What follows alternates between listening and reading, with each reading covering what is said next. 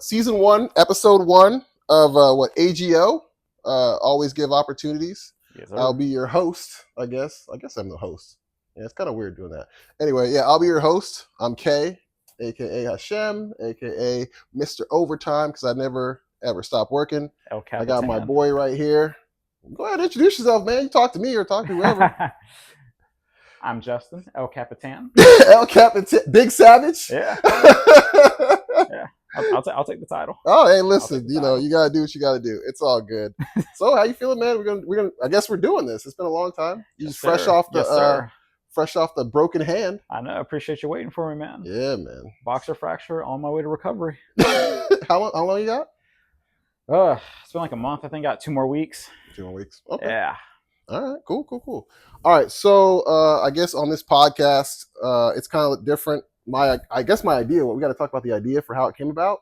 I don't know if everybody's seen Seinfeld, but Seinfeld is like the show about nothing, but the show about everything. And so that's kind of how we designed this kind of podcast. So we'll have a bunch of different topics, a bunch of different things.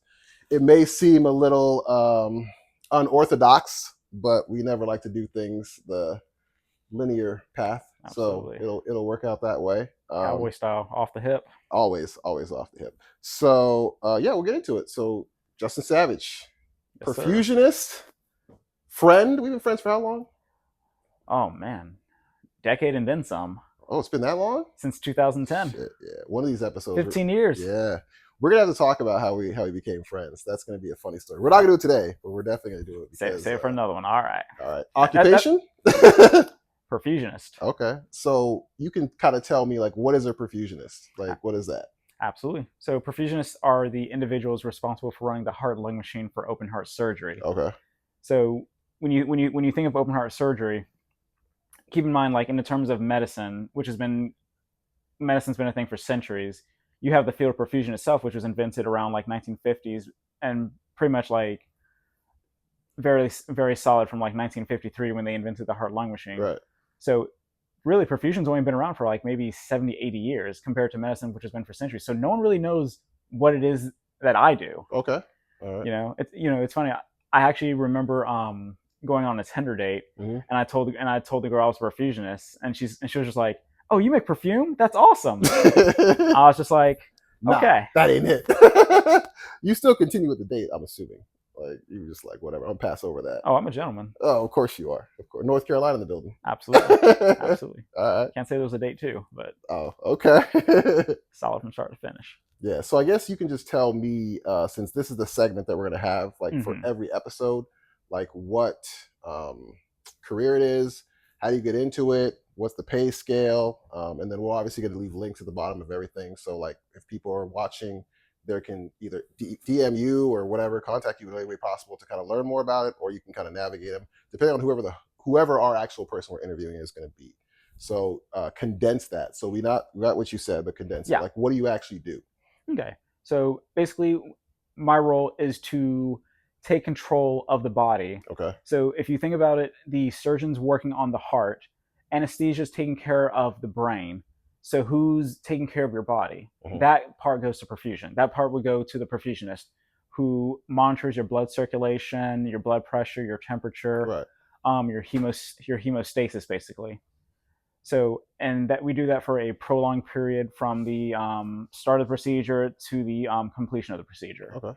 So that's the quick synopsis of my role, so to speak. And what about the education? Like, how long does that usually take? Yep. Education is a 2-year program. You'll find it varies with post-bachelor programs, certificate programs, and even master's degree programs, depending on how you want to further your education with it. But most programs are about 2 years. Okay. The program that I did was at Midwestern University, and it was like 1 year didactic, and the second year like all clinical. Okay. And then right after that, so once you go through all that, I'm assuming you hit the job market, you just apply. Like, is that kind of the quick thing of that, or like, how do you do that? Or is it other things, connections, or? I think a little bit of it plays into all of it.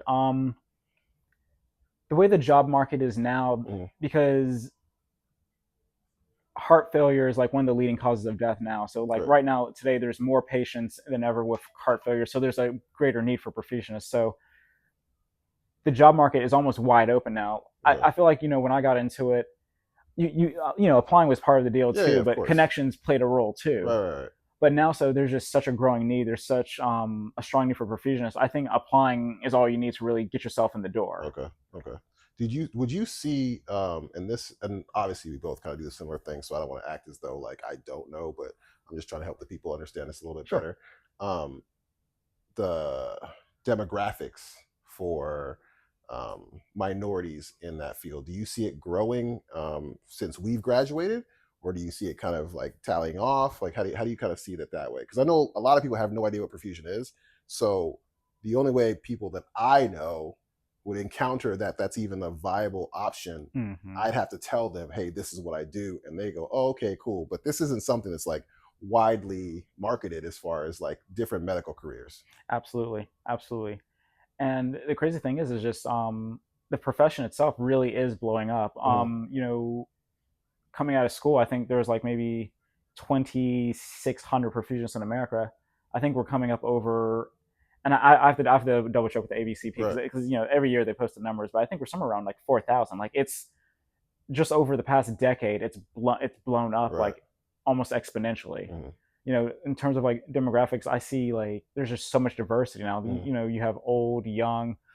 You know, when I first got into it, like all you saw were like old heads into it, but now it's just like you see young cats all over now. Like people are, I guess, I'm not sure how it's marketed exactly, but there's just the field itself is just growing with such popularity now. Like you see, you know, people getting into it like directly right after school. So it's really good to see, but it's just the demographics are just, you know, just really out there. I see you really do see a lot of everything. Okay, perfect. Okay, cool. So that's the quick I guess synopsis about what perfusion is. For those that are interested, that are listening, I will leave Justin's. You have Instagram, right? Yeah, I do. Okay, I'll leave Justin's Instagram, or you can contact me or the website, because I guess we would be the front runners for that, since this is like kind of like what we do. Absolutely, and you know, I'm happy to answer any questions whatsoever. Yeah, you know, I'm more than happy to just talk to anyone, message anyone. You know, just feel free to get in contact. Yeah. Okay. Cool. All right. Well, that works out well. Like I said, we obviously know like we'll have segments every I think every upload. My plan is to make sure we have somebody from different disciplines: lawyers, doctors, nurses, janitors, club owners, whoever I can kind of get. Absolutely. Just to make the connections there, so people can just be more interactive with the podcast and things of that nature. Absolutely. So we'll go ahead and do that. Now I have to get to my phone really quickly, because I forgot that there are some topics I wanted to talk to you about. But bring them out. I know, right? It's always going to be some other things, but we'll definitely touch base on that. 1 second, hold on, let me see. Yeah.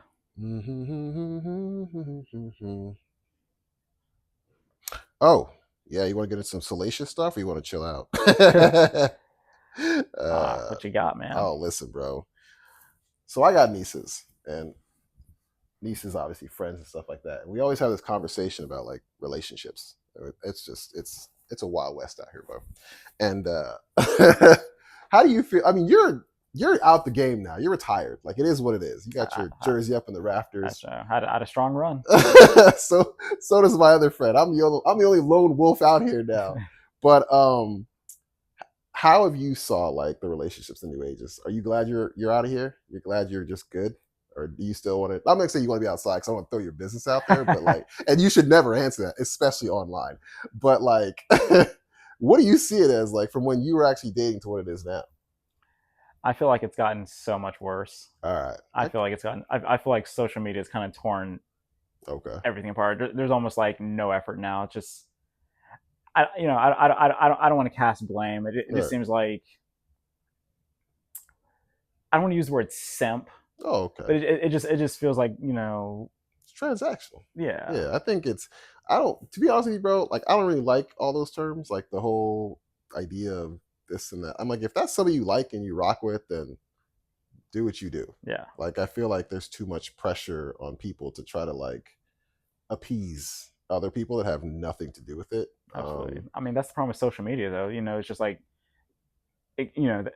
social media gives you this idea like there's this image that you have to portray, Oh, of course, for sure. and just most people can't portray such an image. Yeah. It's not, I can't even say that. It's in everything, right? Even in life. Like jobs, Absolutely. you have to come in certain times, dress a certain way, behave a certain way. Like, you Mhm. really can't do things because they have to fall in line. So we're all kind of wearing masks. Absolutely. I think that it kind of becomes more problematic in a relationship because you really technically don't really know who that person is till like at least year 2. Yeah. Like, I have a stringent rule. Like, I got to wait at least 2 years and then I can really see who you are, because the first year, it's kind of a wash. Like, you still get to know each other. Things are great. You haven't really settled into like who you actually really are. But after a year or 2, I don't know what it is. The brain's just like, all right, let's just forget it. that honeymoon phase is over. If honeymoon phases aren't 1 year though, for real? I thought they were shorter. No, It should be shorter. okay. It should be shorter. You think it's longer? Really? I don't know. I'm trying to reflect on my situation. Okay. Yeah, draw from real life experiences. From How long was your honeymoon phase? Yeah, it didn't last long. It didn't last long. I got the real dose of her after like maybe 3 months. Okay. Wait, throughout all your relationships, or just the one you're in now? I can only speak to one I'm in now. Okay. Most of my relationships were only like maybe a few months to a year. So you didn't get to get washed out of it then? Yeah. Oh, you're a better man than me. You're much better than me. I've had some long ones, but like, I would say mine was about a year, and people start to really like settle into themselves and show what's going on. But that brings me to a bigger point, right? Because I was talking to my niece about this, and it's going to sound wildly crazy, but just follow me.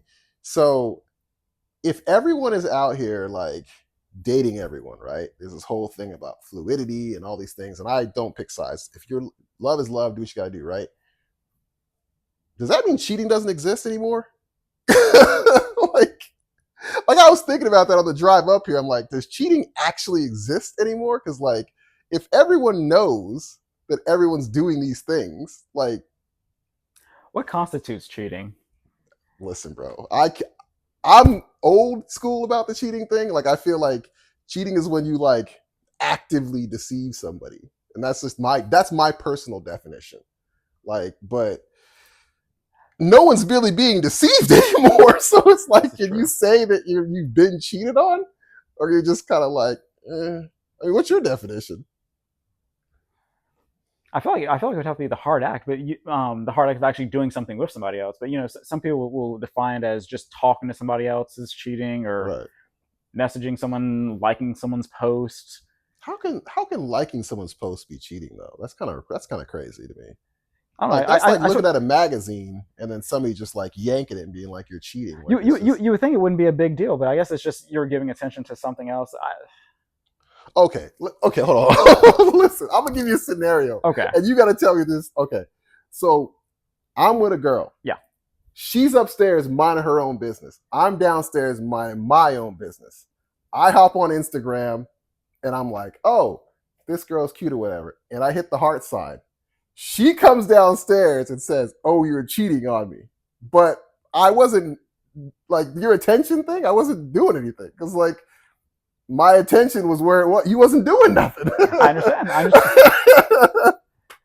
That's what I'm saying. I'm more to the actual, like, an actual act. Like, Okay. I personally, I'm a fan of, like, it's okay to look as long as you stay on the porch. Okay. Well, you're in North Carolina. I mean, that's yeah. The world's different over there. I don't see harm in like liking a post. Okay. But I can see how someone else would be like, why are you, it's not enough to just look at the post, but you actually looked at it and you liked it. Like, what is this trying to do? Yeah. But okay. It's, I don't know. It's like, I guess every person's going to have their own like definition of it. Okay. I would say, like, and I'm not a cheater. I'm not saying I am. Mm-hmm. I like, that's whatever. But I can look at how I have to hear scenarios. Like, I have to. Like, I don't think it's a one size fits all anymore. And people have a problem with that, but I'm just being realistic. Because, like, my idea is like, okay, if you're actively deceiving somebody to do something, sure, that's considered cheating, right? But every time I hear more about, like, I dive in now, right? Because it's easy to just go, oh, he cheated or oh, she cheated, and move on. Now I'm like, well, what do you mean by that? And like, as I hear the story more, I'm just like, I don't know if I'd classify that as this, For the most part, 100%, yeah, cheating's wrong. I get it. But there are some situations where I'm just like, if you told your partner, like, hey, we're not going on dates enough, or we're not being intimate enough, whatever it is, right? You've actively given them the opportunity more than twice, and you gave them an allotted time to correct it or to do whatever, because relationships are both, they're not saying relationships are not self-serving, right? Yes. That's my idea. Like, you're in there to help the other person, the other person's there to help you. It's an exchange, and things work. It's a partnership. It's a partnership, yes, for all intents and purposes. So under those circumstances, like, I'm kind of feeling like, I don't know, because if you gave your partner the opportunity to do it, and they say they love you, and it's well within their scope, right? Like, you can't say, I want a jet, you never bought me a jet, so I went out and cheated on somebody that could buy you a jet. That's crazy. But if you were just like something simple like dates or something like that, and they didn't do it, and you kind of like slid, like, I may have to be on the other person's side. And I think the big thing for me is like, speaking for men, because we actually got to get a woman on the podcast too, so she can put her 2 cents in. But like, as a guy, like, if I had the opportunity, it's like, destroy 5 years of my relationship or roll the dice.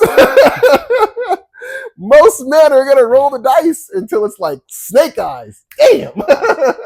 And then, the whole thing comes tumbling down. So it is what it is. But I was just curious, because I've been talking to a lot of my friends that are still in the dating world, both men and women, and everyone has complaints, but no one has like solutions. And I just be yourself, and just don't follow what the world's telling you to do transactionally.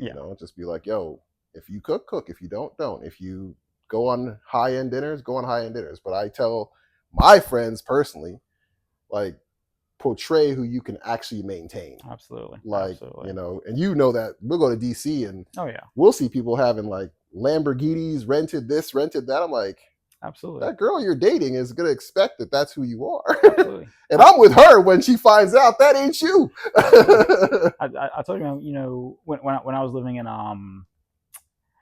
Arlington and staying in the apartment complex, there's a guy with a high-end Porsche. Right. It's like, you have the high-end Porsche, but you don't have, but you're here in the apartment. Like, right. But that's a whole financial thing. That's probably, another topic, but it's just, it's people out here fronting. I get it, man. I get it. It is what it is. We got to get back to like the basics of those things, and we all need to just basically stop. Like, we need a big timeout. You go to your corner, I go to mine, and we'll figure the whole thing out. But you're absolutely right. People should find like a situation that works for them. Like, don't pay attention to what like social media portrays as like what's ideal. Find something that works, for you and your partner, and just make that work. I was gonna, so before we started recording, when I told you, I was like, I'm gonna tell you this microphone story, because like, I was like, because when I was looking for all this stuff, all the equipment, before I landed on these little microphones, right, I was gonna buy the big, the big ones with the the podcast thing and whatever. And I was at this store. It was kind of like a Guitar City almost, but it wasn't a Guitar City, obviously. And I'm talking to the guy. I'm like, hey, thinking about starting a podcast with my friend. I'm looking for some equipment that's like really good to, start this off. He's like, show me these different things. Like, oh, you get a pod tracker and this and that, all these things. I'm like, okay, this is cool. I have never in my life been the recipient of being talked out of a sale. Right? Talked out of a sale. Like, he basically talked himself out of the sale, right? And I'm gonna tell you why. It's nuts. So I'm talking to the guy, and I'm like, all right, cool. I'm gonna buy these microphones. I already have it in my head. I'm gonna buy these microphones. And he's like, what are you kind of like liking? And I'm like, oh, I'm kind of liking these microphones right here. They're like the smaller ones, like the starter packs. They weren't like the big ones. And he immediately, this whole thing went left. He was just like, I mean, those are okay. He's like, but you're a big guy. Like, I can tell you work out. And I was just like, what does that have to do with microphones? What does that have to do? Like, yeah. Right. So I'm like, okay. He's like, nah. He's like, you don't want like a small microphone. He's like, that's not going to be good for you. He's like, yeah, you need this like big black one in front of your mouth, so like it can like capture the sound. Yeah, right. And I'm just like, nah, I don't think I'll be getting this microphone for you, buddy. It's like, nice try. Exactly. So I'm like, nah, I think it turned into me going there to buy a microphone in the middle of me having this conversation, it turned into a reconnaissance mission, and I was like, I'm getting out of here. And it was just a little weird. Like, I don't have a problem with it. It was just weird. So I'm leaving, and, you know, as soon as I'm on my way out, you already know what he's about. He hit me with the crazy stuff. He's like, hey, if you come back, remember to see me. I'll give you a good deal. I was like, I will never come and see you looking for microphones, especially when you said it like that. I said, oh, no, I can't do it. But have you ever been in a situation where someone's talked you out of a sale? Like when you knew you were going to do something, but then something like weird happened? Talked me out of a sale? Yeah, talked you out of a sale. No, I can't say so. That's just somebody being stupid. Oh, okay. No, that's wild. Yeah, no. They talked us out of the sale. We're at Sam's Club. Was it Sam's Club? Were we buying the mattresses when I first moved to Maryland? Oh God. Was it Sam's Club? Oh. It was Sam's Club. Yeah. I remember that. That was hilarious. We got burned on two different things at Sam's Club. You gave me a janky spot. What was the first spot you tried to tell me about when getting a mattress from? It was the Court Furniture. Court Furniture. Yeah. Yo, man, my back was killing me. That's where I got my first mattress from. Listen, I can't do it. That mattress, I felt like Freddy Krueger. It was like dipped all the way in. Like I was like, this is the homie. Why do you set me up like this? That's why I went to go to Sam's Club with you. I slept good at night. Oh my God, whatever, man. What was yours new though? Court Furniture is not new stuff, is it? It's like used. All of it's used. See, I didn't know that when I first came out. No, they have new stuff, but they also have a used department too. Oh, like was it a website thing or no? I think I got mine delivered. I think I had them delivered or something. I can't remember. It's been so long ago. And I got PTSD from that, man. No, I remember Sam's Club though. I've never. They did you dirty. Oh, they did all of us dirty. They sure did. They sure did. You went right up there. Those dudes were sitting there just chilling, playing cards instead of like helping the customers. Like we were bothering them. I was just like, all right, man, you guys got it. I said, I'll do it myself. The guys said, you guys can't do that yourself. You got to go get somebody. They're right there. They don't want to help at all. At least you were able to make a purchase. Apparently, they didn't take Visa. I couldn't get my stuff. That was crazy. Like for real. That was probably one of the craziest things I've never heard that said to me. Like I knew in retrospect, I was like, that lady probably just didn't want to deal with us at all because maybe she's having a bad day. I don't know, but I've never heard that. Even to this day, it's the only time we don't take Visa. I was like, what? You don't take Visa? Yeah, she was like, you wouldn't happen to have a Discover card, would you? I was like, no. You're like, no, Discover over Visa? You're like, it's in the slogan. It makes no sense. Yeah, I can understand someone declining a Discover card, but never a Visa card. Yeah, man. Listen. Actually, no. I was with someone when they got their Discover card declined. Really? Yeah. Oh yeah. Where was you at? You was at I was at a bar in North Carolina. Yeah. And you ain't gotta say his name. Don't throw him out there like that. No, I'm not gonna put names. Yeah. But I was with someone. They just graduated. They had a little bit of money. And they're just like, yeah, man, drinks on me. I was like, okay, bet. And then I get my share. He gets his share. And comes time to pay the bill. Running up the bags. This guy's ordering everything. King's feast. Exactly. And then he turns over his card and he hands the card right back to him and says, we don't take Discover here. And he's just like, oh. And then he turns his head and he looks at me. I was just like, oh man. Got scammed. This is back when scamming was like big. Now it's like, hey, he got a good one on you. Honestly, if it wasn't so late, I would just opted to wash dishes. Oh, for real? Man, I didn't want to pay that. I did. But the bill was that big. Oh, that's right. You did tell me. I think you showed me it. You were like, yo, you was really out there ordering because he's like, yeah, order whatever you want. You said, I took that to heart. Yeah, he said, get whatever you want. I sure did, dude. And turned around, had to pay for it. He slept good that night, guaranteed. Oh, 100%. He probably went right on home. 100%. Pocket fuller than when he came. Belly fuller. 100%. It's like, got him. Didn't really talk to that dude since. You still got a grudge? Ran into him at the club a couple years ago. Right. He didn't say hi? He did. You didn't say nothing back to him? I was casual. What does that even mean? Casual. You just gave him the... It's good to see you. That's all you said? You said nothing else? Yo, man, you be holding grudges, bro. I get it. Listen, I get it. You gotta level up, man. You gotta keep solid people around you. I get it. The least he could have did was like, hey, I know I screwed you over. Let me get you right. Take you to the bar, get you some drinks, and then be like, give him the Discover card, and do the whole thing over Exactly. again. It's like now who has PTSD? Yo, if he doubled it on you, I'm not gonna lie, that's a super finesse. Like if he would have got you again, like he'd be like, yo, let's go to the bar. I'm gonna like buy you some drinks, and you're like, all right, cool. He's like, yeah, I'll make it up to you. Champagne with the little sparklers, you know, the joint, the big one, like you made a big festive of it. Fool me once, shame on you, fool me twice. And then pay the bill and look at you while he's giving them the Discover card. And you're like, oh, not again. Yo, I've been weak, bro. Your stories are hilarious, man. You've lived a very fulfilling lifestyle, man. Yeah, you gotta start screening people, man. Like, how do you screen people? Like, what are you talking about? Like before we go out, what's in your wallet? Oh my God. That's Capital One slogan. I see where it comes from. Just to make sure. Would you ever ask a woman that? What's in her wallet? Yeah, like, or what's in her purse? Would you, like, if you were like on a date, you would ask her? Nah. I don't know. I think I would. I have other intentions on dates. I mean, oh, look, obviously. It'll be a later conversation. I would. Like nowadays, I would. Absolutely. Because like, hey, what you got in your purse? Let me see. You know, look around in there. You hear stories now about, like, you know, women asking like what a man's net worth. Is before going out, and yeah, I guess that is fair to ask. It is. Listen. I have a friend. I'm not gonna put her name out there, but she has condoms in her purse all the time, and I'm like, but you don't want to do anything? And she's like, yeah. I was like, do you understand like the mind games you're playing with somebody? Like, imagine you're with a dude, and she's like, yeah, and your purse falls over. And he sees the condom there. He's either going to think, A, it's my lucky day, or B, you're out here doing some stuff. And she's like, well, you got to be safe. I'm like, so you leave the house? Like, this is part of like your routine, like hair, makeup, nails, purse, ID, condoms. Like, it's like, that's wild.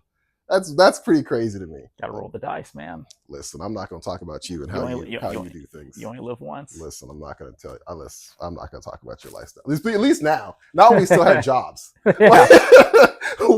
Once we get older and retire or something, then I'll 100% be like, all right, now we can tell you what's really going on. I enjoy being gainfully employed. Thank you.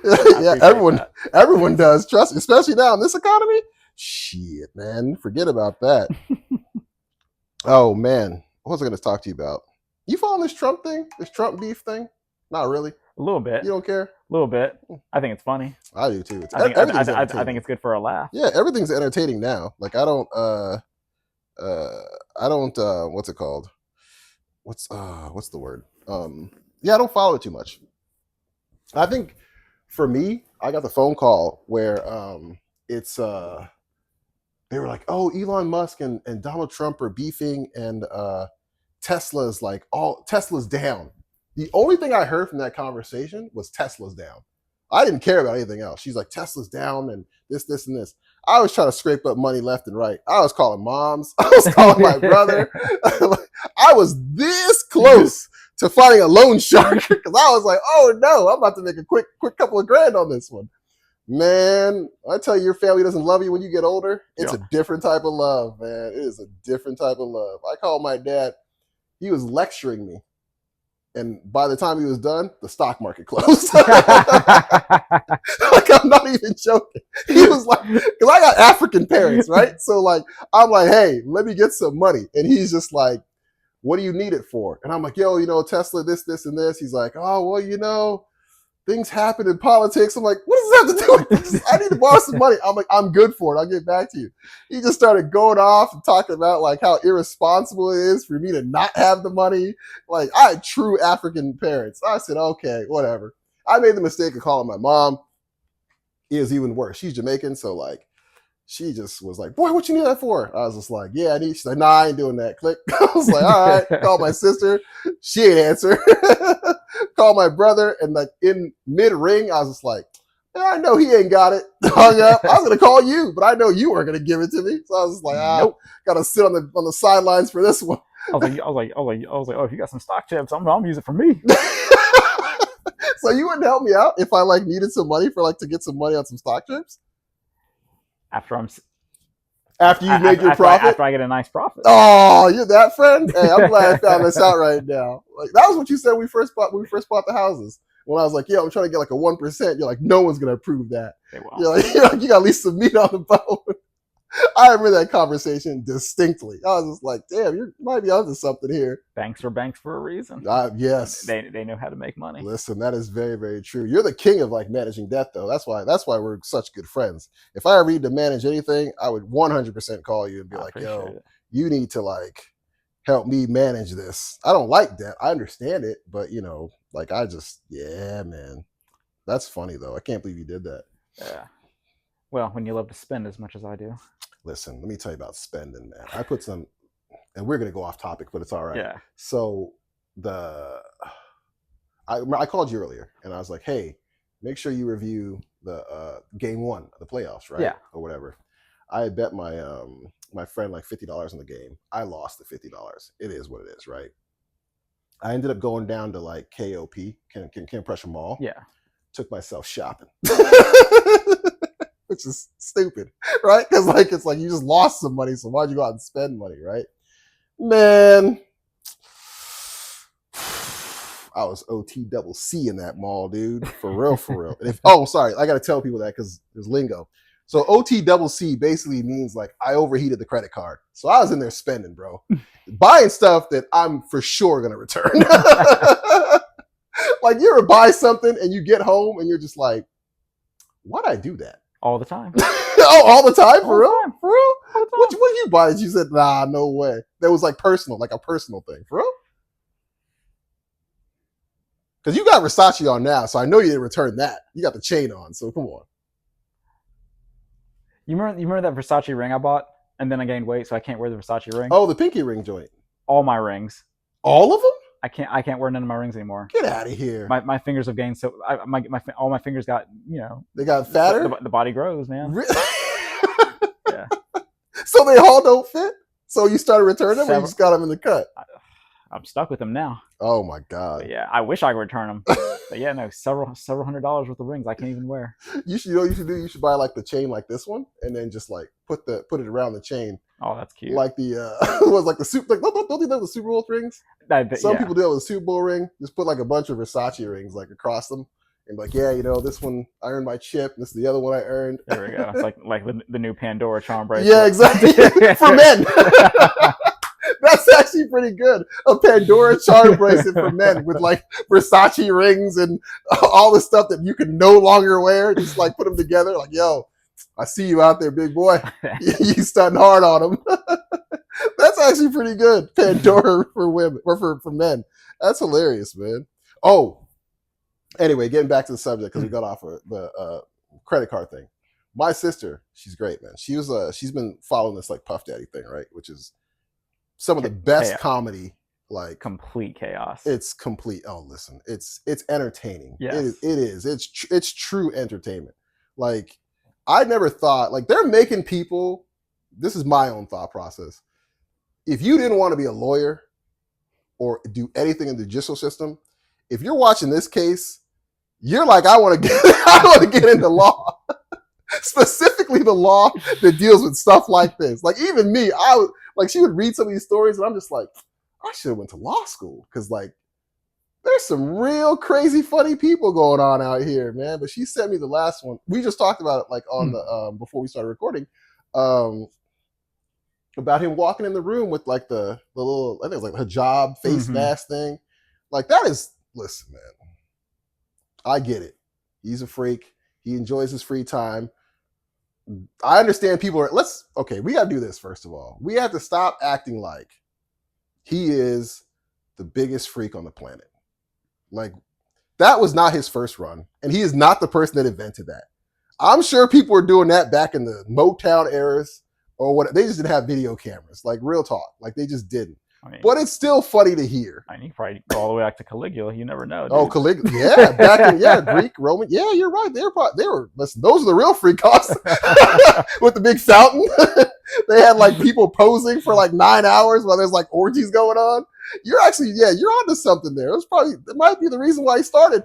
He might be a big history buff. But you're right. Chaos like this has probably existed forever. Listen, man, but that I don't know, man. Some of that stuff is hilarious. Like it would be daunting to me. Like I don't think it'd be worth the money. Like if I was doing that for money and then all of a sudden just strange shadowy figure comes stumbling out wearing a mask butt naked with some Timbs on, covered in like baby oil. I think that'd be enough for me to start asking myself, like, where did I go wrong in life? Start reevaluating my life decisions, maybe join a church or a cult, whatever, whoever would have me, and be like, I definitely got some things I need to confess about. So it's just like, whatever. You think you could be in a situation like that and still keep going? I see where drugs plays a role. He wasn't high though, was he? No, but the other people were, because I imagine you have to numb yourself down pretty good to get through that. It's so awkward. Yeah, that's kind of weird though too. To be the only sober person in a room full of everyone being high, that's like, be kind of weird. I don't know. But do you think you could actually go through with it? God no. Like you'd have to get up and walk out. God no. Good for you. And I understand that everyone has their things, but like. Right. You gotta draw the limit somewhere. For me, that's where you draw your limit? I couldn't. Oh, and listen, no, that's real, dude. That's how I know that I could never be a porn star. I couldn't. I'm serious. Like I'm camera shy. I was just playing. As we're doing a podcast, right? Oh, you're camera shy. Nah, I'm camera shy to a point. Like you don't want the guy holding the camera right there, right next to you while you're going. Oh, bro, that's got to be the worst job. Like I'm sorry. Get the overhead. Come over. Yeah, like that has got to be like. Where do you even get that job? Like, how do you apply for that? Like, really? Like, they don't take out like an employment page. That's a great question. Yeah, this is the kind of stuff that I think about. Like, my brain goes crazy sometimes. Like, I'm like, who would just go, man, you know what I'd like to do? Zoom in on people. Like, it's kind of weird. Like, it's like, If they were so lucky to Zoom, I think they have to actually get up in there. I think they're like right next to them. Oh, really? Shoot. Wow. See, that's what I got to do. That's what I got to do next time. I got to see if I can find some like porn stars or people that are like in the industry and interview them and ask them like, how do those jobs come about? Because we all know how people get recruited. Mm-hmm. Obviously, it's like we're looking for a model, and they're like, okay, you show up and all of a sudden, the room's covered in candle wax. There's baby oil everywhere. They got Can't Stop, Won't Stop playing. You're like, hey, what's this? Oh, it's fine. We're just gonna take some pictures. It's just like, all right, cool. But yeah, I don't know. I'm curious about that. That'd be a good one to do. A good job? No, a good interview. Oh, a good interview. I was like, I wouldn't want that. My parents would disown me. I couldn't do it. They wouldn't. They would, seriously. My dad would. They would. Yeah, no, nah. There's very few things that like parents will say no to their children about, like foreign parents, and like that's definitely one of them. They would be like, "This is all you can do, really?" They're like, "Nah, you just scurry, go die in the woods," kind of thing. They wouldn't say it, but they would give you that eye look. It's like we didn't invest in you all these years, so you could just turn around and do this. Yeah, man. And then sitting there with the excuse, "Oh, I really love it." They'd be like, "Go find something else to love." They don't care about what you love. They really don't. But that's a weird job. I wonder how they even do that. There's a lot of odd jobs. There really is. There's a lot of odd jobs where I wonder like how they find these people. So, but all right. Wait, so you're not following it, or you are? Not so much. Okay. Yeah. Well, I have a kid now, so. Oh yeah. You have a daughter too, so that's got to be even weirder. Ooh. Oh yeah, dude. Yeah, how's that changed you? Like as far as like, not to get too personal in your life, but like, has that actually changed like who you are as a person now? Like knowing that you have a daughter, like real shit. A little bit. It makes me more guarded, more protective. Like, can you still watch the same? Stuff? Mm-hmm. Really? Okay. Yeah. So you don't feel like weird or anything. I feel like I'm still me, but I'm a more guarded version of me. Because now it's like you have someone who watches you, observes you, so it's like you have to like act accordingly. You have to do things in a certain kind of way, but while at the same time trying to like retain who you are as a person. And that's the hardest thing for her mother too. Okay. Because she has to manage like all these roles and try to like maintain her individuality too. Okay.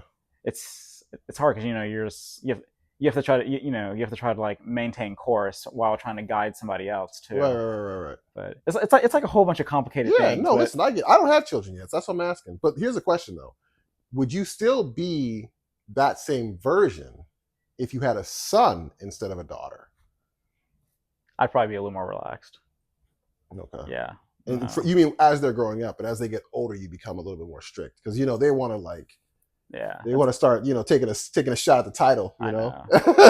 It's like daughters, women. Like it's like you want to protect them. You want to guard them. Which I get. Like, Yeah. I truly get that, because like you want to be the best example of what you'd want your daughter to go after, as far as like when it comes time for her to find a suitor, get married, whatever the case may be. So you kind of have to like really invest in yourself inward. Yeah. It's kind of dope. Like I was thinking about that that whole concept of like how like daughters change like their fathers to be like either better men or better versions of those men. Like, because you'll see, like, for example, like guys that are like habitual players, right? Yeah. Like everyone knows their players, this, and this, and they'll have daughters, and they'll immediately be like, you know what, I got to start being like different about like different things and how I interact with people, how I talk, how I do these things. And I love to see it, because like that's like a immediate like growth that I don't think gets recognized a lot, like from like other people. They don't realize how impactful like having a daughter is. And I'm still learning as I go here, but like I've been told like several times by like several people, it's like as they get older, girls will gravitate towards the fathers and sons will gravitate towards the mothers too. Really? Oh, that's where you get like the daddy's girl, the mama's boy. So it's just like it's like as time goes on, I expect her to get more attached to me. So it's like that would encourage me to like evaluate how I do things. Because at that point, like the older she gets, the more she observes, the more she knows. Okay. Do you think? What was I going to ask you? Do you think that she is going to be a kind of a tomboyish, or is she even displaying any of those things, like sports or anything like that, or she's kind of just like still chilling? She's feisty. Okay. She's feisty. Okay. Her mother wants to get her in sports as soon as she's able. Really? Okay, so you think she's going to be out there. You got any sports in mind? Because I know you used to fence. So like any like soccer, baseball, basketball, whatever, gymnastics? Anything but baseball. Okay. I'm not a baseball. Or I'm sorry, softball, right? Softball. Softball, right? yeah. Softball. The game takes too long. Really? Yeah. Okay, so you're definitely going to be like, yeah, I want to sit around for a certain amount of time. Because a couple of years ago they were trying to I think they made like rule changes to baseball. It's like to make the game like, because like what was the rule change they did? They did the time it takes for you to like pitch. They used to give them like used to have like a lot of time to sit there and pitch, but now they're just like, yeah, you got like this many seconds to pitch. We gotta get this thing going. Oh, okay. Because an average basketball game is like 4 quarters of 15 minutes? No, 4 quarters of 12 minutes. That's 48 minutes. For baseball? No, for basketball. Oh, for basketball. But baseball, you have like 9 innings. You don't know when the game's going to. The average baseball game is like 2.5 hours. That's America's favorite sport. It is. They get paid in baseball, man. I don't America's richest sport. Yeah, man. Guaranteed money.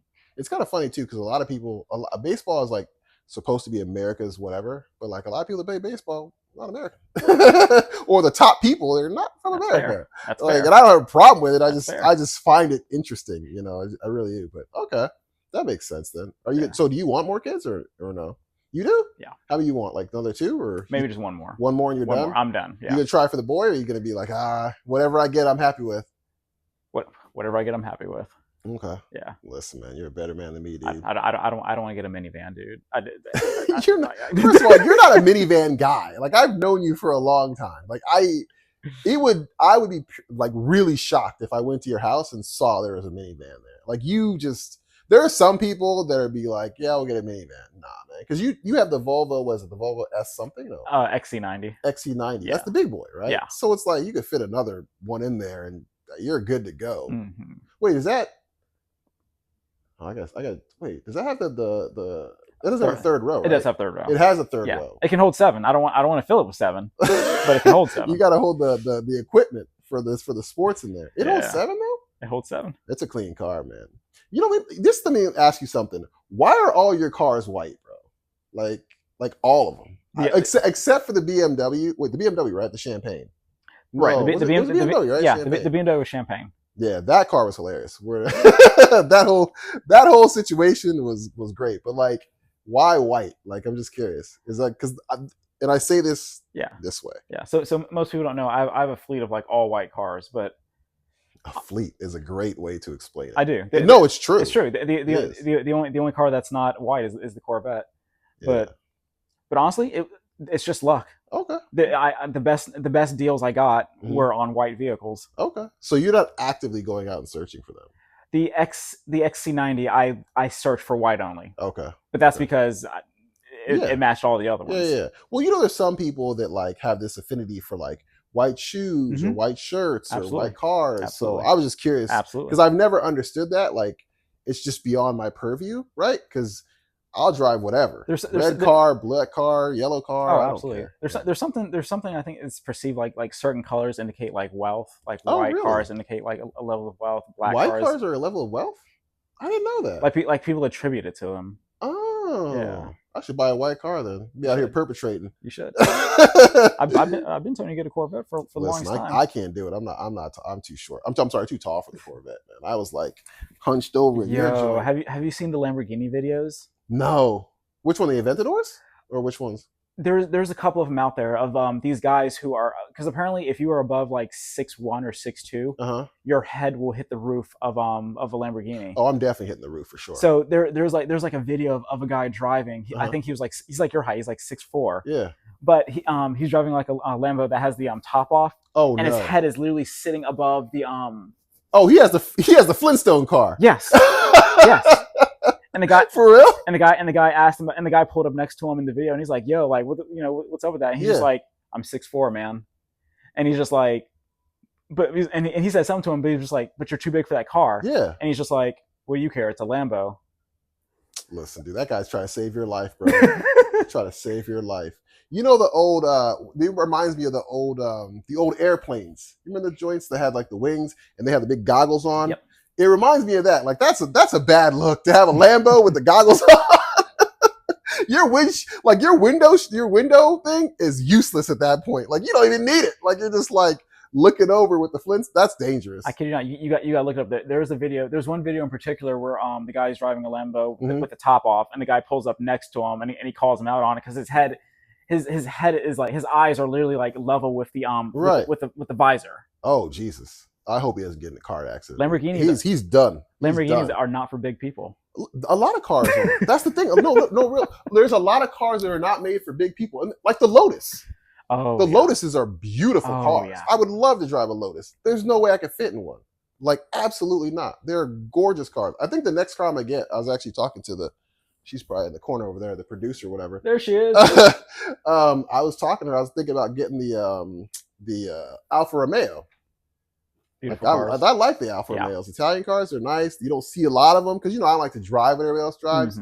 They're good. I haven't heard like really bad reviews on them, but like the grills look cool. Yeah. I hate the Lexus grill. You already know that. I'm not a fan of the bow tie. You don't like the bow tie grill? Nah, I hate the bow tie grill. People love them. I don't. It's such a good look. Nah, you've been trying to get me that one and the what's the other one that you were telling me about? I want you to get the Mercedes CLA. Exactly. You want me to look stupid. That's what that car is like I can't fit in none of those cars.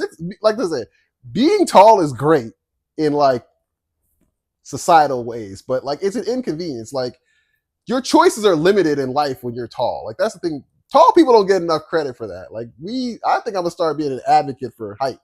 Because you gotta think like when you're a tall person, you gotta succeed in life because everything is more expensive. I wear a size 14, bro. I gotta go find shoes, my jeans. I gotta go find specific jeans and shirts and stuff like that. It is an inconvenience. That is very true. I never thought about that. Yeah, man, it's a real inconvenience. People just see the height and go, "Oh man, it'd be great to be that tall." It's like, would it though? Like you gotta be somebody to be tall. You can't be broken tall. It doesn't work. I can imagine because you have to like pay for custom shirts. Yeah, I just got a custom shirt like for this wedding that I'm going to in August. Obviously, you were invited. But yeah, she'll tell you she was up there with me. I was getting Taylor. We were just on some chill shit, and yeah, it was like $275 for like a shirt, bro. Like an actual custom shirt. I miss the days when I could literally walk into like the store and be like, oh, I'll just take this one off the rack. But like I gotta stop working out. That's what it is. I really gotta stop working out. My neck got like a half an inch on my neck because I've been like hitting the gyms and stuff like that. It's inconvenient, man. Like people like muscles and like, listen, man, if I could lose some of this weight, bro, like I'm really thinking about like campaigning against the gym. Be like, no, don't do it. Like, I know it looks good, but think about your fashion. You're going to stop yourself. You got to buy certain suits. Like, yeah, man, these guys, especially if you're not like a professional player, like an NBA person or football or what is it? Not badminton, but what's the other one? Baseball. There's another sport that's under not a lot of people talk about, but it makes a lot of money. Which one? Tennis. I know tennis is pretty popular. Yeah. Golf. Yeah. I don't know if there's a lot of tall golf people. I gotta figure that out. I imagine it'd be. I'm sure. Tiger Woods is over 6 feet, isn't he? Is he really? I don't think he's short. Really? I gotta look it up. But okay. I don't think Tiger Woods is short. I think Tiger Woods is over 6 feet. Yeah, I think the taller you get, the more, the smaller your world becomes as far as like where you can go in life. Like for example, me personally, I've never seen. I work in medicine, like you, obviously. I have never seen a 6'9" surgeon. Like never. Like the most I think I saw was like 6. I think he was 6'5". I think it was 6'5". Is the tallest one I've seen. Anything above that, I'm like, they're probably in the league or they're doing something, because I feel like it's. Yeah. I'm not saying there's discrimination, but it's like, how do you? Your hands are big. Yeah. That's the reason why I couldn't do peds, bro. Like I love peds. I was pretty good at it, but that was literally what I was gonna say. I was like, you gotta have good hands. Yeah. If you're gonna be a big guy doing surgery, you gotta have good hands. Yeah. Those little connections and stuff. You're just like, I love my job. I'm very blessed. I love that I'm able to do what I got to do. But yeah, it's certain things are just for certain people. It is what it is. Everyone wants to be tall, but they never think about the other side of it. And that's why I was like, I need to start campaigning for the tall people. Be like, yeah, we're struggling out here. You should. Go start a GoFundMe for all the tall people. Like, we need clothes. I'll make picket signs and stand out. Yeah, I'm sure you will. 5'8". Exactly. The only person in the line. You're like, yeah, that's what they need. We need a representative. That'd be kind of funny to send you to go represent us. It's just like, yeah, go over there and talk to them. Like, listen, these guys back here, they need things. It's like, whatever. But anyway, I digress. So my other niece, I was going to tell you, I'm talking to her about like different shows and stuff. You know, she's not a big anime person, but we both grew up on anime because, you know, it is what it is. I grew up on Dexter's Laboratory, like all the cool stuff. So I'm getting her into like Princess Monoko, Howl's Moving Castle, Bleach. There's a bunch of all the classic, the Ninja Scrolls. She can't sit through any of it, man. I'm just like, oh man, you don't know what you're missing. Like there's a lot of creativity behind this stuff. So, mangas and animes now, man. There's so much creativity now. The artwork on some of these is beautiful. Like not Black Clover, but Black Clover has good animation too. Right. What's the one on Netflix? You talking about the Demon Slayer? Demon Slayer, okay. Demon Slayer has such good animation. Okay. Yeah. Like take the story out of it. Just the artwork, the animation. It's just beautiful to watch too. Yeah. Well, do you watch? You were the one that put me on to 7 Deadly Sins or Sins? Yeah, Sins. 7 Deadly Sins. It was hard. Like it was cool. Very hard. It was cool. Whoa, hey, slow down there, buddy. I don't play that. Terrible. I know the pause game. I walked into that one. I'm not even from New York, but you know, like I'm from the West originally, right? But I've been living here so long that I'm actually starting to pick up like the lingos and stuff like that, and I catch myself being like, I don't even talk like that.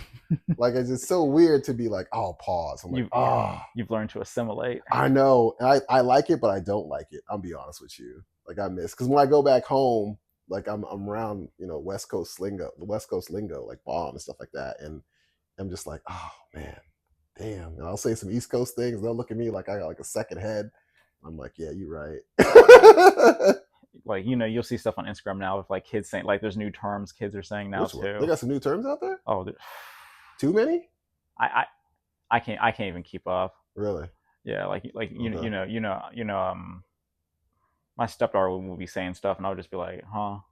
Like, wow, okay. It sucks because like on the spot I can't think of it. Right, but I bet you like after this it'll all start like stuff. Oh yeah, of course. Whenever you're on the spot, you're definitely not gonna. You're not going to. What's it called? Yeah, you're not gonna Yeah, get it. yeah. Yeah, you're definitely just not gonna get it. So it's all good, man. But listen, anyway. So my niece, she's great, man. She's funny. Yeah, she's okay. She's not a scammer. Like she's not a scammer, but she scammed me. It's like an inside joke. I love her to death. I'm sure all my nieces, when they get older, are gonna do the same thing. I told you about what happened in Walmart, right? Or no? Did I tell you? I'm not sure. No, I'll refresh you. Okay, Okay. I'll refresh it. So we go to. I was with her, and she was like, "Uncle, we need to go pick up these things. We're out just hanging out, like uncle, niece day, whatever." Yeah. And she was like, let's go to Walmart. Because I said, let's pick. I was like, you want to go to Target, Walmart? Where do you want to go? She's like, I want to go to Walmart because I can get what I need to do. The stuff is there, whatever. She's like, all right, cool. So we drive down there, and she goes and picks up everything she needs. Lotion, curly hair stuff. You know, she's older now. She's in college. And so I'm like, all right, cool. So we get in the line to check out and go. I said, hey, I'll be right back. Just go ahead and buy what you got to buy. She's older. She doesn't need my she doesn't need me around like that. She's like, no, you can't go yet. I'm like, what are you talking about? Just buy what you need to buy. I'll be right back. I just got to run to the automotive department. And she's like, no, you can't leave because we have to pay for this stuff together. And I was just like, what do you mean we have to pay for this together? And she's like, oh, well, they don't take Apple Pay. And I'm like, but you picked this place. I was like, you have the option to go to Target where they take Apple Pay, and you chose to come to Walmart. And she's like, yeah, but they don't take Apple Pay and this, and this. I said, all right, cool. Well, let's just put this stuff down and we'll just go to Target, right? Because I like to call people's bluff. Yeah. You know that. She's like, no, we're already in line and we're about to check out anyway. It'd be a waste of gas. So I'm over there. I'm like, she just scammed me like all this stuff. I love her to death, but I'm just like, yo, these kids is really out here like hustling family members. But I admire it though. Like in college, I was the same way, dude. I was going grocery shopping at my parents' house, like while I was on campus in the dorms. Like if I was low on groceries, I would drive right down to my parents' house, open the fridge, and just start shopping, like grabbing milk. That's really funny. That's really funny. You can ask the other homie. He'll tell you. He went with me because I'm like, yeah, I got to do a grocery run. And like it was the first time I told him. I said, oh, I got to do a grocery run. He's all, I'll come with you. I had to buy some things. I said, okay, cool. We're like passing every single grocery store because we're on the thing. He's like, yo, where are we going? I was like, I'm going to my house, my parents' house. He goes, but you said you got to go groceries. Like, yeah, I get my groceries from my parents' house. He goes, your parents buy you groceries? I was like, I mean, in a way. And so we get to the house and like, they have the brown bags or whatever. Yeah. I grab a brown bag, whip it open. Wow. Start opening the fridge. I'm like, oh, half a carton of juice. That's coming with me. Milk, absolutely need that. Cereal, need that. Tea, need that. Yo, it got so bad. It was so funny. My mom called me. I started leaving notes to my mom like, yo, the produce is slipping. She was so mad, but it was so funny. She's like, you're coming over here taking my groceries and then complaining. I said, hey, listen, you got to get better on the produce. I'm going to find another place to shop if you guys keep this up. I mean, you're a big boy. You got to eat. Yeah, man. Yeah. So it's just like, it was cool, but college was great, man. How was your college life? I went to a small college. Really? Yeah. Like, I think 8,000 students total. Mm-hmm. Not a very big campus. Oh, okay. Yeah. Okay. It was pretty straightforward. Like it's there's activities and things like that. Okay. Yeah. But you were not involved in anything. No, I try to do some activities. Every year they did the stoplight party. I went to that one year. Okay. So did your school didn't have stoplight parties? So the stoplight party would be it's kind of, it's like a pre-dawn, like a dance. Okay. But you wear green if you're single. Oh. Red if you're taken. That sounds like some Greek and yellow stuff. If you're kind of sort of taken, but open-minded. I'm listening. Sorry. So yeah, no, it was just like a dance or whatever. But every year they call like a stoplight party. But I think that's the most I've done. And the stoplight party was terrible, by the way. You didn't do Greek life, did you? No. No. I love that's such a black thing to do. Like it is. Like that is indicative to our culture. You ask somebody a question and they go, yeah, nah. And you're just like, all right, like where is the story behind it? We can't just be like, No, it's always like something there, you know. There's something there. But it's just like how much are you willing to tell? I mean, tell whatever you can tell without being incriminating. That you could just say it that way. And if you can't tell it, then we'll save it for later on. It's all good. Okay. Yeah. It's not a big deal. Yeah, no worries. I mean, I'll tell you right off. My reasons for joining weren't like genuine. Okay. I saw, you know, popular guys people, had the letters. Want to get a name for yourself, get the crew together, hang out. Yeah, so more social. Like you want to do it for more social purposes than actual. Right. Okay. Like that makes sense. As far as like fraternities being like brotherhood and helping like to network and and get you connections, I was not interested in that. I just wanted to be cool. That makes sense. That's why I like the South. Like if I would have went to school like at like Morehouse, places like that, I would have for sure went Greek life. Not to say that other places aren't like that. I felt more of like it would be more impactful in those places. And I could be wrong because I didn't obviously go there, but it just felt that way to me. Because Arizona was not like, it's a completely different world than the South. Absolutely. But I will admit, I did go to an interest meeting and I did try to get online with a certain fraternity, but it was just the expectations were a little much for me. Okay. So I backed out. Hey, me too, bro. I'm not gonna lie to you, dude. I was gonna be a Kappa. I was this close.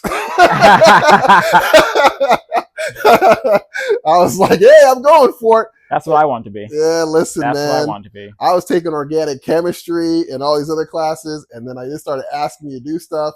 And I said, I can't do it. I said, listen, man, I can't. I was like, I'd love to do it. I was like, but I'm like a science major. So you guys are like communication, history. You guys can kind of slide through.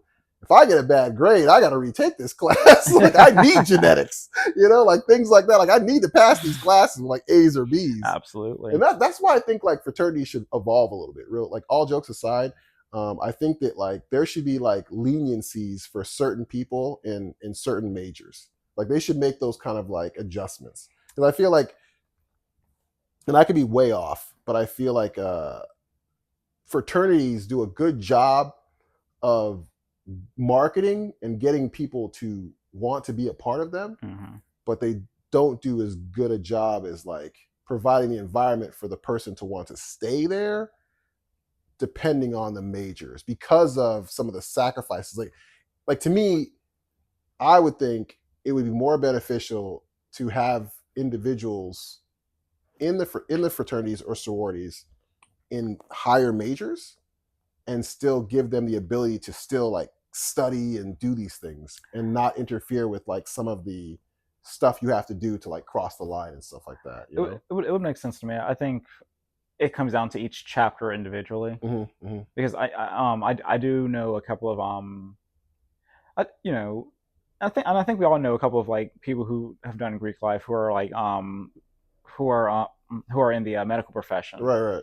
I know I know a cardiac surgeon who's a Kappa. I know I would love to get that person. I should probably talk. Maybe we'll talk about that, but I'd love to get that person to see how they balanced Greek life with like the demands of their career. Sure. Yeah. Actually, no. There's two cardiac surgeons who are or that I know who are Greek. Okay. And then there's a couple of perfusionists also, but I think it comes down to the chapter.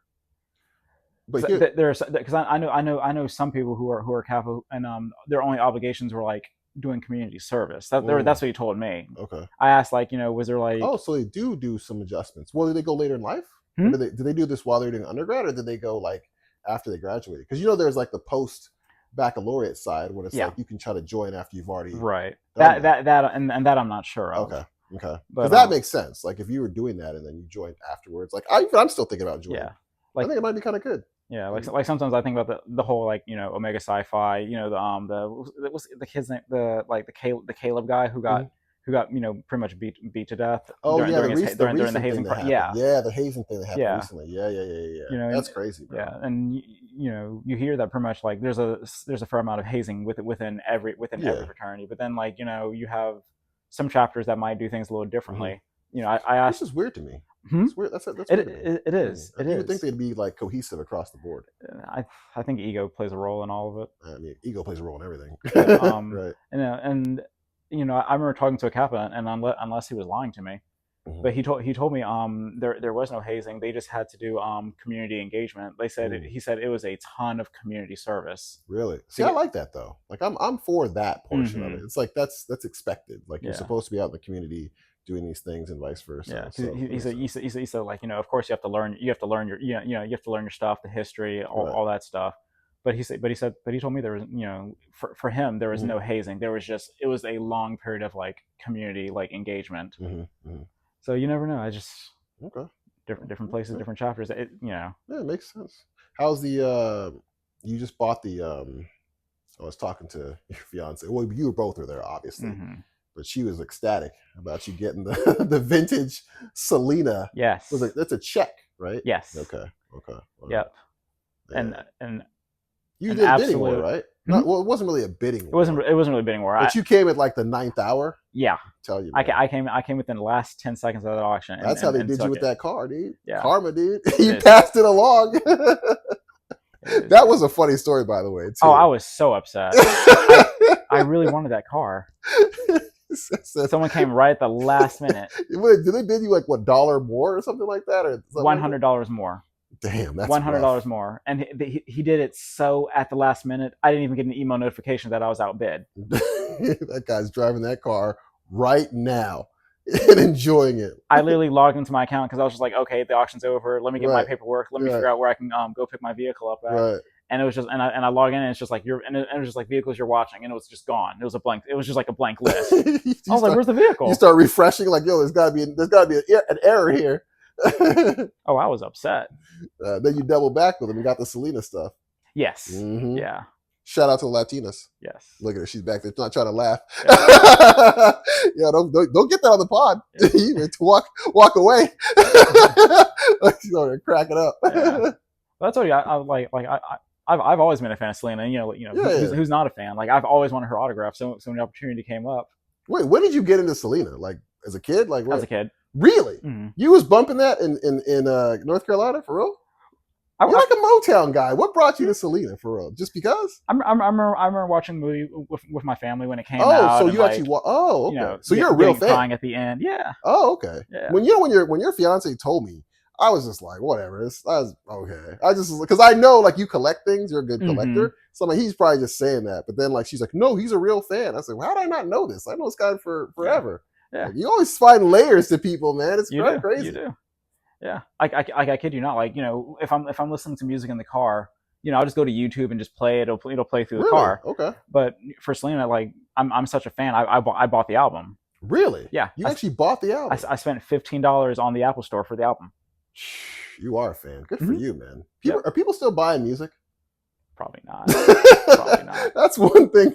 Like you're the first person I've heard in a long time that said, I bought an album or I bought something. Like I've heard people say, yo, you guys heard the new Carter 6 or whatever? I'm like, yeah, I heard it. Did I buy it? No. I feel like you'd have to be crazy to buy an album when you can just like, if you just wait, even if an album debuts, wait like at least a day or two. It'll be on that artist's, YouTube channel, like in a playlist. You can just enjoy it that way too.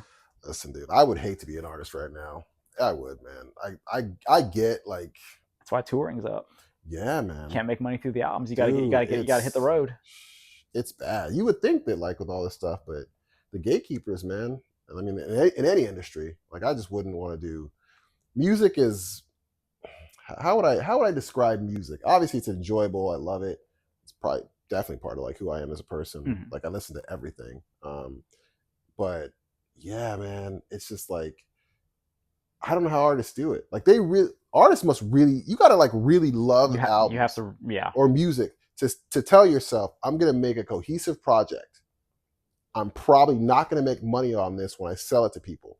I'm gonna have to go on tour, and I'm gonna have to find sponsorships or merchandise or whatever to sustain myself until I do it again.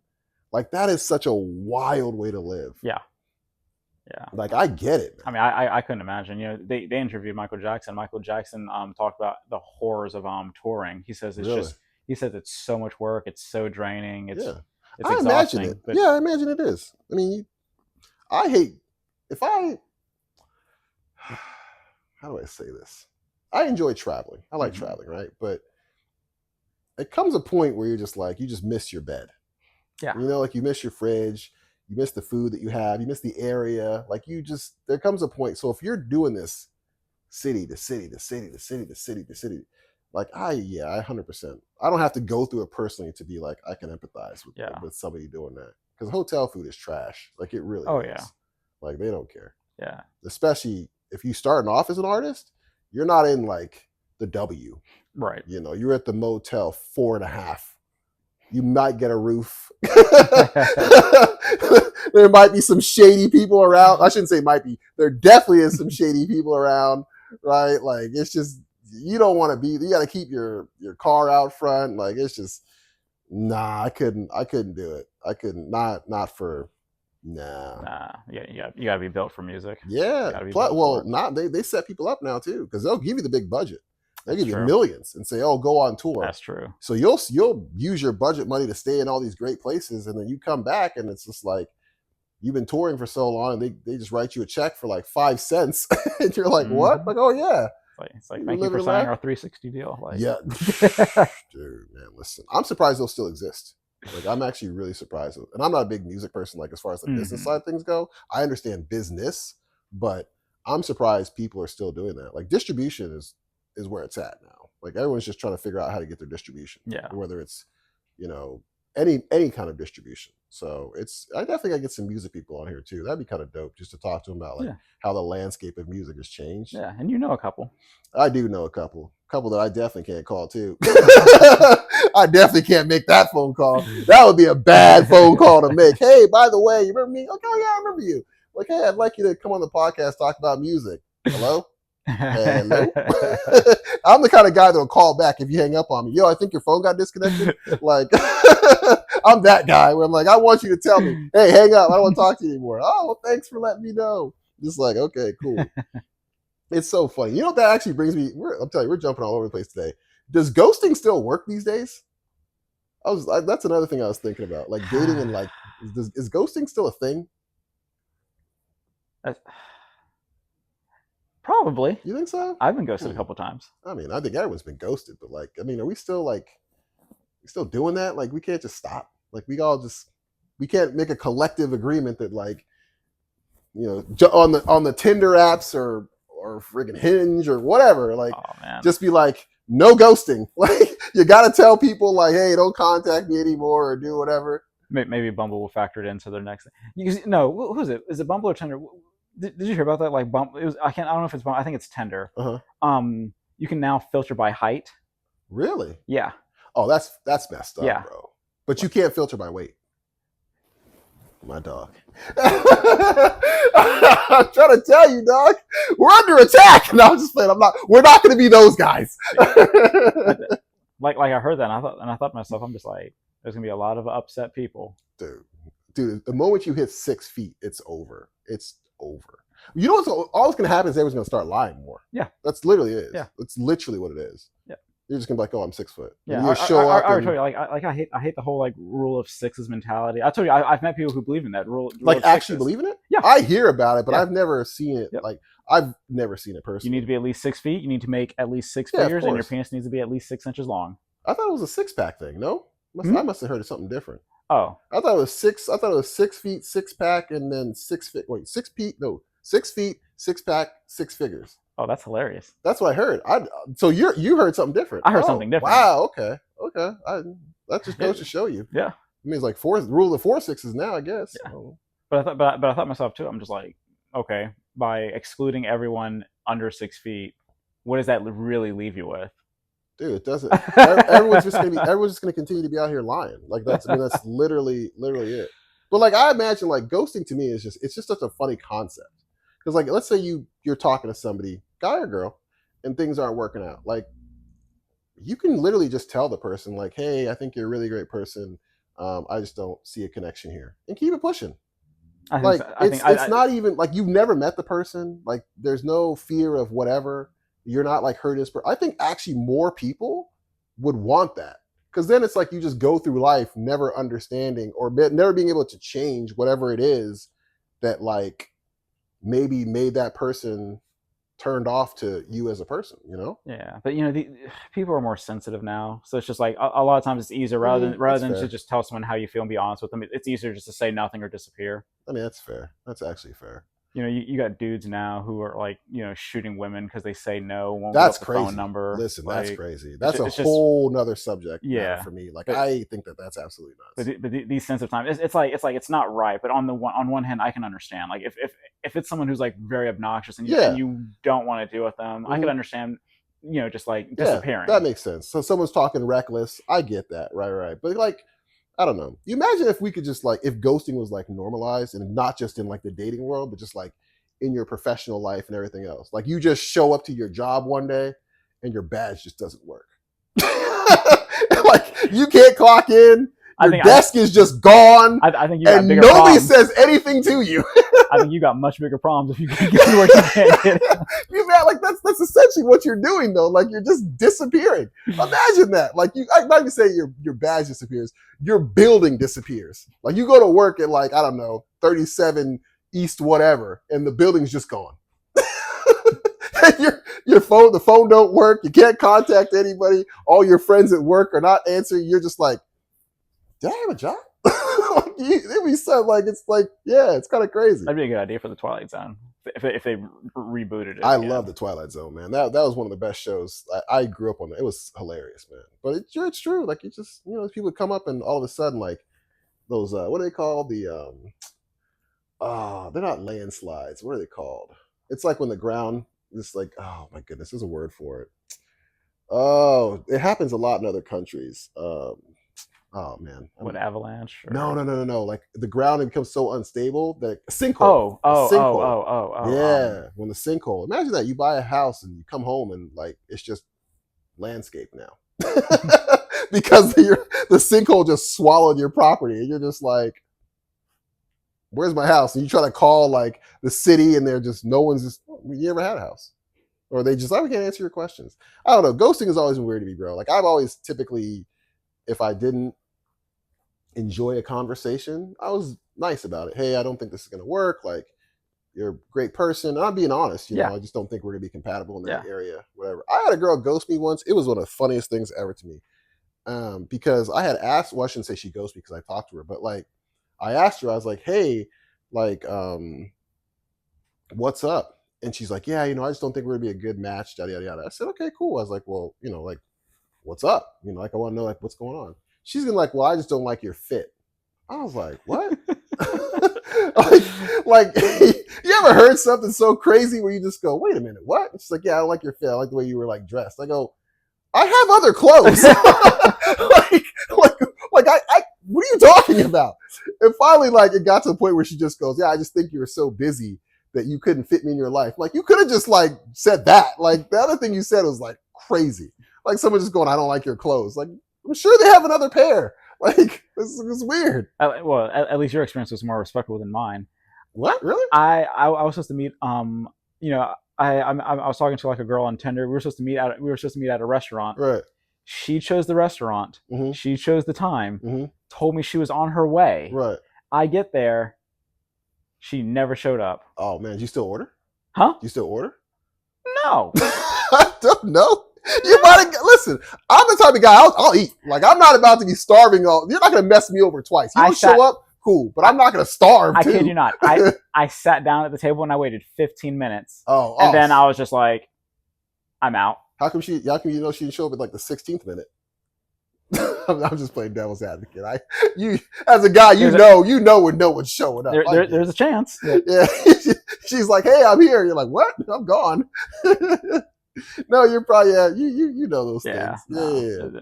But you know me, I've had a bunch of horrible freaking dating stories. Listen, man, dating life is. I mean, it's tough. But it's great. Like, it's great when you're not the recipient. It's great to watch. Like, it's like a good thing to watch. When you hear about it, it's like, oh, it's great. But then when you experience it, it's absolutely terrible. Yeah. Because you're just like, listen, like we've evolved so much as a society, but like we're still like we can't get the basic communication thing down, which I think is just it's so weird to me. Like, I'm just like, dating doesn't have to be hard. It really doesn't. It's really weird. What's up? When you run into the person after a bad interaction. That happened to you? You were there at the mall. Oh yeah, I forgot that. Yeah. Oh yeah. I kid you not. I had a terrible Tinder date, and then literally like the next week, like it was a terrible Tinder date, and she was like, yeah, I'm gonna call you later. Like I kept like I didn't answer her text, I didn't answer her phone calls, nothing, and then we go to the mall, and we're in H&M, and I literally turned the corner in H&M, and she was right there. I was just like, bolted. Had to get up out of there. Got out of there. Got out of there quick. Oh well, she was looking good though. Yeah, I'm just playing. She wasn't. I mean, beauty's in the eye of the beholder. That's true. Listen, hey, I should start using that more. You know, just to weasel my way out of different things. Sounds more polite than man's trash. Yeah, hey, listen, my I used to listen, man. I be saying some foul stuff sometimes. I got to catch myself, man. Like it's getting bad. Like I was so comfortable just saying things. I'm like, You ever say something, you go home and go, ooh, that hit a little different. Like, yeah, man. I think we all do. Oh, we all do. The thing is, like, I'm not a disrespectful person. I think it's the way in which I say things that it comes off a little bit more like, ooh, pull that knife out of my back kind of thing. You know? Like, I just got a way with words. Like, I guess I could thank my parents for being able to, like, read and do these things. We used to play Scrabble growing up. Like, a lot of Scrabble. Oh. Yeah, man, a lot of Scrabble, a lot of family time, a lot of, like, Scrabble, Monopoly. What's the Connect 4? That's a good one. Yeah, we didn't used to play a lot. And then I used to play Life a lot, like the game of Life. That was good. That was a good one, too. Yeah, man. Come back with like 6 kid pegs in your little car. Yeah. Are you actually? Matter of fact, are you gonna start doing games like that with the little one or no? I do games like that now with the stepdaughter. Oh, okay. Yeah, she's playing soccer. Yeah. Yeah. Well, you I think I told you like how our Monopoly nights go and stuff like that. No. She takes Monopoly very seriously. Really? Dang. She takes Monopoly very seriously. Okay.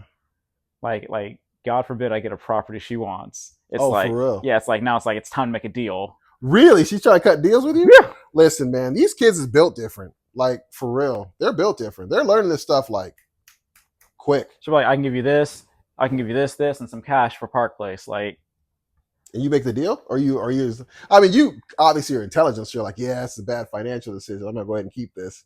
And then she start gunning for you. She's like, yeah, I'm going to get that property. Sometimes I'll refuse it. That's funny. Sometimes I'll refuse it, and then next thing you know, like I'm broke. I'm like, yo, can we do that deal?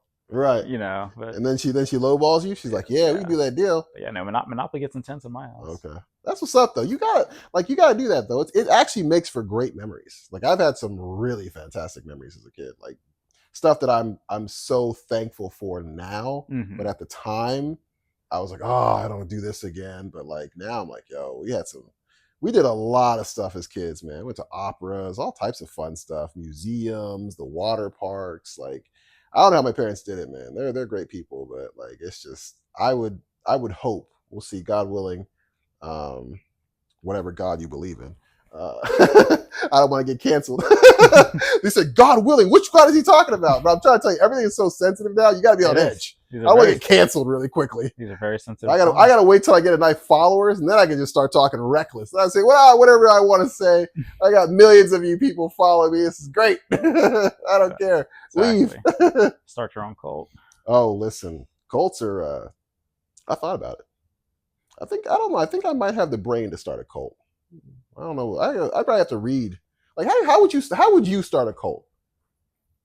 I'd start by registering my house as a church. So I don't have to pay taxes. Well, okay, that's the business aspect. Church of Justin. The church. So you'd be so crazy that you'd put the church in your name. Oh, they're definitely kicking in your door. They're kicking in your door, and matter of fact, I might make the call. I'm like, yo, listen, he's up there.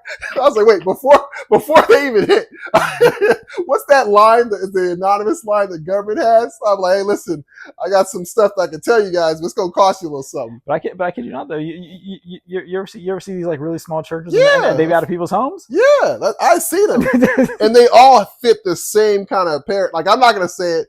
Everyone can go online and take a look at it.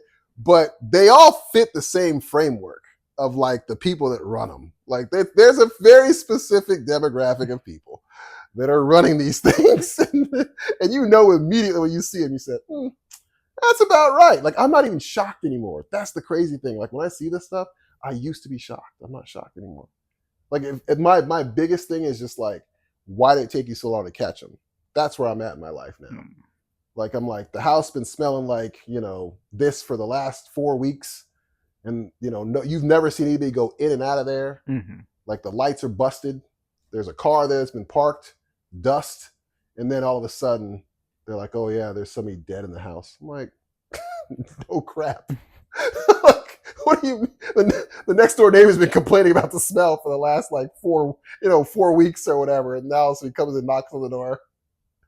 Hey, is everything okay in there? And then there's always like that like little crack where they look in and there's like a person just have you noticed like that's always like the actual how they discover these things? Like I'm just like, this is so weird. Kind of remind me of Family Guy. Every time someone falls on Family Guy, they land up in a weird position. Yeah, exactly. That's exactly right. So it's just like it's whatever. Actually, are you planning on getting another house anytime soon? Or are you chilling? Chilling for now. Yeah. How's the yard work? Actually, how's yard work working with your hand like? Haven't done it. No, haven't done it. Is it getting overgrown? Yep. Yeah, you got the Jurassic Park back there. Yep. Yeah. Yeah, man. Are you guys getting a pet? I hope not. Not yet. No dogs, no cats, no nothing. No, she's pushing for it though. A dog or a cat? She wants a bunny. A bunny? Yeah. Really? Yeah. Why? She thinks it'll interact with the baby much easier. Really? Yeah. Is that like there's like a study on that, or just I have no idea. She just really wants a bunny. Oh. And you're gonna leave it in the house? I'm not getting a bunny. Oh. You're like you deaded it right there. We don't even talk about that. We're not getting it. Yeah. No, we've been to PetSmart like 3 times to look at fish, but then somehow the conversation always gets steered towards these other animals that are on the shelves. Oh, so you want to get like a big tank? The problem is the baby is so like she's still learning the world. Yeah, I'm scared. I would rather do fish, but I'm scared for her to like knock over like a tank or something like that. Yeah. Well, you have a free range, right, throughout the house? Yeah. Yeah, so it's like if you had the fish tank, I mean, you could put it in the game room where the computer's at, and then actually no, you can't, because that's where you can't do that. That's where the movie thing is at. Where would you put that? I don't know. In the basement, maybe? I'm running out of space. Yeah. Yo, that's kind of crazy, man. Like when you first got your place and I came by, there was so much space. Oh yeah. And like now that you have like a family in there, it's crazy like how much everything fills up quick. Yeah, it's amazing. I mean, it's great to see. Like it's very like home this, but like it's kind of crazy. Yeah, like, it is. Because I thought about it too. Like should I ever move? I can't just go to U-Haul and get a truck anymore. I'm gonna have to get like an 18-wheeler. Yeah, you got a lot of stuff to move. Yeah. I wouldn't. Why would you move? It's a great area. Yeah, it was just like whatever. No. Are they done with the zoo thing today or no? Yeah. Okay. Yeah, I think it ends at 5:00. Oh, okay. So we got going on after this then? Nothing. Probably check in, see what they need. Probably give her a break. Okay. I'm gonna go get myself something to eat, bro. Yeah. I went down to this place, brought some sandwiches back from I forgot the name of it, but they make like these really premier, like really good sandwiches. Nice. And I gotta get something else to eat. But I was just like, yeah. But thanks for coming down, man. We're gonna have to figure this out. Like, I'll get some more guests and you don't know how long it's been since I've driven down here, man. Like, really, you haven't been to see it? I thought you guys. I haven't been down here in a long time, man. Weren't you going up at well, I'm not gonna put the name out there, but yeah, but that's not too far. Oh yeah, it's right by the harbor. Yeah, I guess that's true. You haven't been deeper into the. Yeah. No, I haven't been up in this area so long, man. Like I've heard reports about like Towson Mall and like reports. What you mean? Like a lot of the restaurants at Towson Mall have closed down. Just really? like lack of business and stuff like that. And okay. Like like teenage behavior problems, stuff like that. Well, that's that's a going whole on nother, up in Colombia too. Yeah. Like don't get it twisted. They're shutting everything down. Yeah. People just out there going crazy. So it's whatever. But yeah, no, like I said, I'm gonna figure out the rest of everything else, and then we'll keep it rocking. I mean, but like, for those of you at home or whatever, like this is what we're probably going to do. So this is what you could expect. Just a little bit of everything. And absolutely. Yeah, man. No, this was a good time. Yeah, I didn't think we were gonna have so many. Like, I had like just a couple of things to talk about, but this started going left. Oh yeah, no, yeah, Because we're friends, so it's Yeah. like things go in directions where I'm like, Absolutely. oh, let's go back to this, let's go back to that. So it's a little unorthodox, but it's all good. It's fine. And of course, you know, if we weren't recording, we'd probably still be talking. So. Oh yeah, listen, I'm trying to tell you, the bloopers. We gotta look at that stuff because there's no way. Like, we still got jobs to look at. Oh, I know. Exactly. Oh God, bro, you're gonna be killing me. We're definitely gonna be doing stuff in editing for sure. Oh my God, you see the producer in the back, like, yeah, stay away from that. You're just getting started. I'll tell you, you're gonna start killing sponsorships before you get them. They're gonna be like, oh no, we can't touch you guys. You're nuclear. Exactly. Luckily, we made it to the end. Anyway. I mean, yeah, that's Thank very true. Yeah, so we'll figure it out. But yeah, I mean, hold on, I gotta double check something really quickly. Mm-hmm. This person in the back's sending me messages. She said something about I thought I said something about A.G.O. always give opportunity, but now she's saying like I didn't say that. So I gotta make sure that I'm doing this right. It's my first day doing it. It's my first job. I'm just joking, but what? Like, what is it about? How did you? Oh, we already talked about that. You only said like always give an opportunity. Talk about when it came about. What's the purpose of it? Like, what's the purpose of it? Oh, yeah. Sorry. Okay. We're not going to edit that then.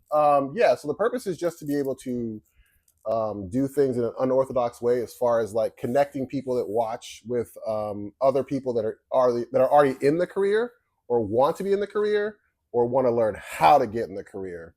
So we'll leave the Instagrams and all the fun contact information at the bottom of every episode. So if anybody is watching, they can contact the guest and figure out next steps to either connect as far as like maybe a business or get the information that otherwise wouldn't be available to them through any other means. So that is the overall of what we're trying to do. The rest of the time, it's just going to be entertainment. We're probably going to be all over the place doing different things. So yeah, it's gonna be fun. Yeah, A.G.O. It should be a fun time. So yeah. A lot of different things actually.